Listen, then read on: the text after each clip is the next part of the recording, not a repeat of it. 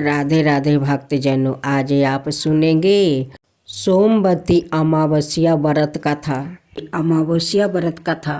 पहले अमावस्या के बारे में जानते हैं और साथ में कथा सुनते हैं। मार्गशीर्ष अमावस्या का बहुत ही विशेष स्थान है। हिंदू धर्म की मान्यताओं के अनुसार यह अमावस्या कई धार्मिक कार्यों के लिए विशेष फलदायी मानी गई है। मार्गशीर्ष माह की अमावस्या, इस दिन देवी लक्ष्मी का पूजन करना शुभ माना गया है।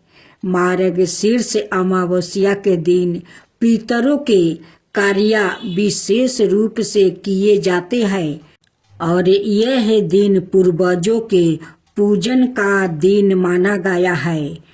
लक्ष्मी श्री कृष्णा पितरों भगवान श्री कृष्णा ने गीता में सवाए कहा है कि महीनों में मैं मार्गशीर्ष माह हूँ।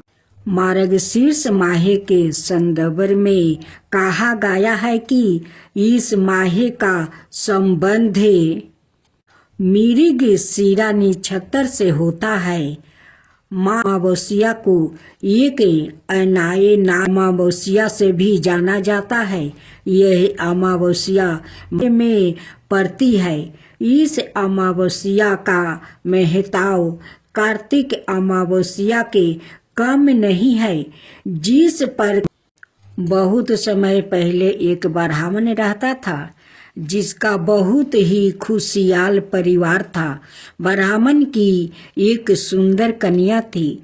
जब ब्राह्मण की कन्या बड़ी हुई तो ब्राह्मण अपनी कन्या के विवाह को लेकर चिंतित रहने लगा। ब्राह्मण की कन्या देखने में बहुत ही रूपवान थी। इसके साथ ही वो सुशील और गिरह क्रिया में भी संपन्न थी।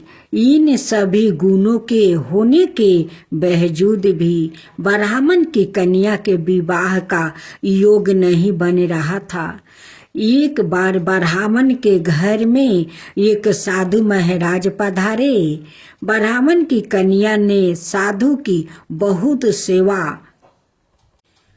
स्वागत किया। ब्राह्मण की कन्या से साधु महाराज बहुत प्रसन्न हुए और उन्होंने ब्राह्मण की कन्या को लंबी उम्र का आशीर्वाद दिया। ब्राह्मण ने साधु महाराज को बताया कि उनकी कन्या का विवाह नहीं हो रहा है और ब्राह्मण ने साधु महाराज से ऐसा कोई उपाय पूछा जिससे उसकी कन्या का विवाह जल्दी हो जाए।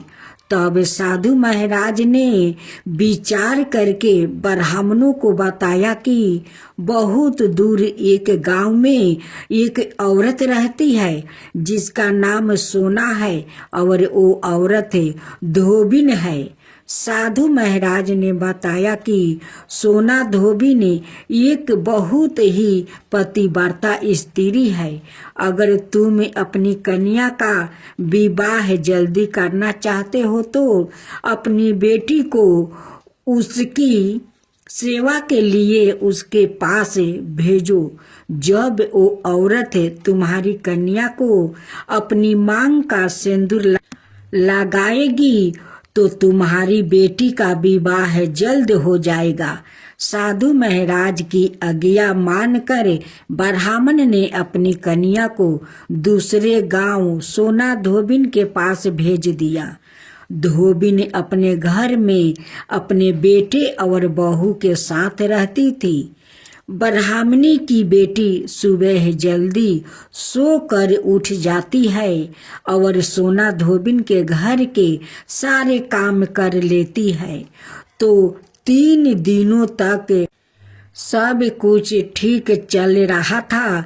जब धोबिन ने देखा कि उसकी बहू प्रात काल जल्दी उठकर सारे काम निपटा कर फिर सो जाती है, तब उसने अपनी बहू से काम के विषय में पूछा। तब धोबिन की बहू ने बताया कि उसे लगता है कि यह सारे काम आप करती है। तब धोबिन ने विचार किया कि अगली सुबह जल्दी उठकर छुप कर देखो कि घर के सारे काम कौन करता है। अगली सुबह जब धोबिन सुबह जल्दी उठकर छुप कर देखने लगी कि घर के सारे काम कौन करता है, तब उसने देखा कि ब्राह्मण की बेटी ने आकर उसके घर के सब काम किया। तब ब्राह्मणी की बेटी को धोबिन ने पकड़ कर पूछा। तब ब्राह्मणी की कन्या ने अपनी सारी कहानी सोना धोबिन को सुनाई। ब्राह्मण की कन्या की कहानी सुनकर धोबिन ने अपनी मांग का सिंदूर निकालकर ब्राह्मण की कन्या को लगाया। जैसे ही सोना धोबिन ने अपनी मांग का सिंदूर ब्राह्मण की कन्या को लगाया, वैसे ही धोबिन के पति का देहांत हो गया। इस दिन सोमवती अमावस्या थी। अपने पति की मृत्यु से धोबिन दुखी होकर दौड़ते दौड़ते पीपल के पेड़ के पास गई। उस समय पीपल के पेड़ की परिक्रमा करने के लिए धोबिन के पास कोई समग्रही नहीं थी। तब सोना धोबिन ने ईंट के टुकड़ों से पीपल की 108 बार परीक्षण करने के बाद धोबिन के पति के प्राण वापस आ गया। तभी से इस दिन सभी विवाहित महिलाएं अपने पति की लंबी उम्र के लिए सोमवती अमावस्या के दिन व्रत राख कर पीपल के पेड़ की 108 बार परीक्षण करती है। कुछ दिनों के बाद ब्राह्मण की कन्या का भी अच्छी जगह विवाह हो गया और वो अपने पति के साथ खुशी खुशी जीवन बिताने लगी।